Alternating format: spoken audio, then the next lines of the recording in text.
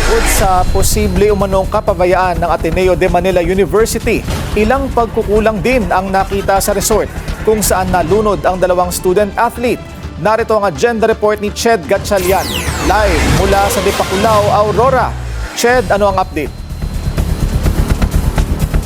Willard, inirekomenda na ang temporary closure o suspension ng resort kung saan nga ginanap yung team building activity at nalunod ang Ateneo basketball players na sina Rene Batarbonia at Divine Adili. Yan yung parte sa likuran ko na kung makikita niyo ngayon, malalakas yung alon at sabi nga ng mga lokal, mahirap ipredict yung lalim ng tubig. Sa report ng composite team na nag-ocular inspection sa area na ito kahapon, napag-alaman kasi na bukod sa kakulangan sa mga signages, wala rin daw maipakitang certification, proof of certification ng pag-lifeguard services yung dalawa sa mga gwardya nito. Sa atin sa Billionaire News Channel, unang nabalita ang resulta ng report ng task composite team. Matapos ang inspeksyon ng mga opisyalis ng CIDG, Coast Guard, Dipakulaw MDRMO at local government unit, sa resort kung saan nalunod ang Ateneo basketball players na sina Rene Batarbonia at Divine Adili, inirekomenda na sa otoridad ang temporary suspension o closure ng resort. Bukod kasi sa kulang-kulang ang safety scientists sa resort, wala raw medic na handang rumesponde kung may aksidente. Sa 4 na security guards ng resort, 2 lang ang nakashift bilang lifeguards din. Pero ayon sa report ng composite team, walang naipakitang proof of certification ng pagiging authorized for lifeguard service ang 2 security guard. Ang naturang report ay pinag-utos ng Dipakulaw Mayor Danilo Tolentino. Base doon sa aking inuutos, nagkaroon ako ng memorandum para sa 4 na yung composite, yung Coast Guard, MDRR, at yung tourism officer, tsaka yung aming licensing. Sinigurado namin kung mayroong lisensya. Pagdidiin ni Mayor Tolentino, walang naging koordinasyon sa kanilang Ateneo o maski ang resort kung saan sila nag-team building. Nalaman na lang nila na mayroong ganitong guest nang tumawag na for rescue. Hindi sila sumunod doon sa sinasaad ng memorandum order ng CHED na dapat ay sumulat sila copy of the letter sent to the LGU. Kung nagpaalam sila, nag-courtesy sila rito sa opisina ni Mayor, may bibigay namin yung briefing kung paano ang sitwasyon ng dagat namin. At may sila may activity sa water activity.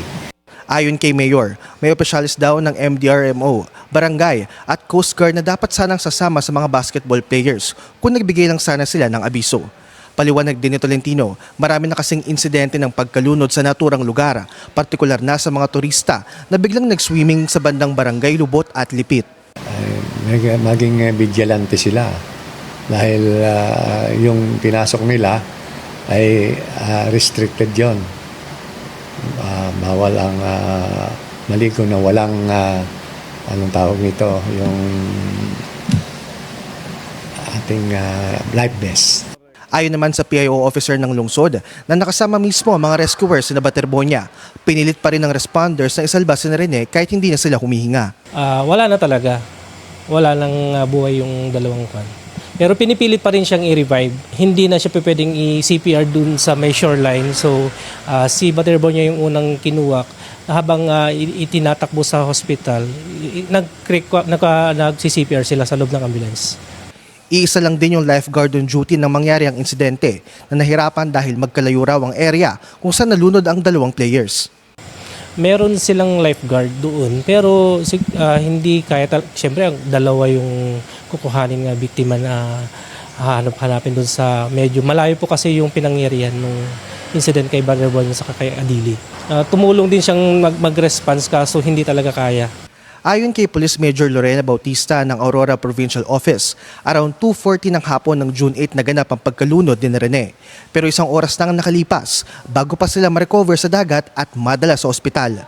Ang nasabi pong pangyayari ay isa pong eye-opener para sa aming mga kapulisan, doon din po sa ating lokal na pamahalaan ng Aurora. Kaugnayan sa kung ano pa ang mga aring gawin, programa, o mga polisiya na ipapatupad At ito po ay pag-uusapan sa mga susunod po na araw pagka natapos na po ang ating investigation.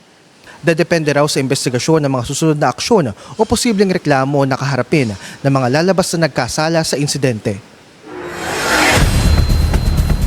Willard, sabi rin sa report ng composite team, posibleng malaki rin yung naging pagkukulang ng Ateneo de Manila University.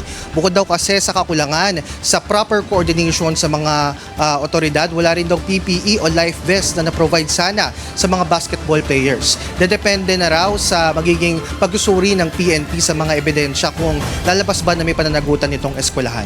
Willard? Shed, may persons of interest na bang tinitingnan ang pulisya?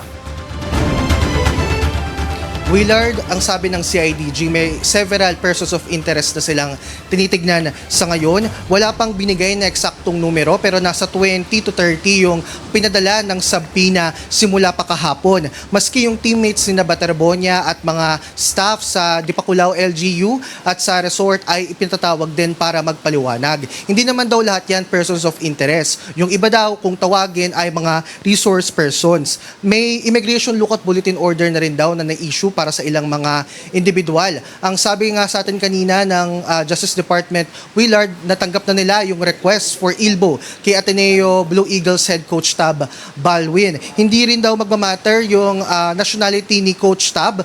Lahat daw yan ay ma-apply sa sinumang subject for investigation dito sa ating bansa. Sabi kasi ng legal counsel ng pamilya ni Baterbonia, mahalaga daw o maaari daw na necessary pa yung presensya ni Coach Tab dito sa bansa para maiwasan yung delay sa investigasyon o magkulang yung ebidensya na kinakailangan para bigyang linaw yung insidenteng ito. Balik sa iyo, Willard. So, Ched, kasama rin ba sa listahan ng persons of interest si Coach Tab at ipasasabpi na rin? Willard, walang binanggit kanina ng specific kong mga pangalan, no? Pero isa si Coach Tab sa tinitignan talaga at ipapatawag. Nandiyan din nga yung ILBO para sa kanya para masigurado na hindi magkukulang ng ebidensya o titignang anggulo dito sa nangyaring insidente. Ngayon, ang sabi sa atin kanina ng otoridad, i-update nila tayo sa mga magiging progress itong investigasyon surrounding na rin dun sa magiging matter kay Coach Tab. Willard? Maraming salamat. Ched Gatchalian, nag-uulat ng live mula sa Dipakulaw, Aurora. Manatiling nakatutok sa Bilyonaryo News Channel. Sumubaybay sa aming social media accounts at mag-subscribe sa aming YouTube channel para sa mga eksklusibong balita at storya.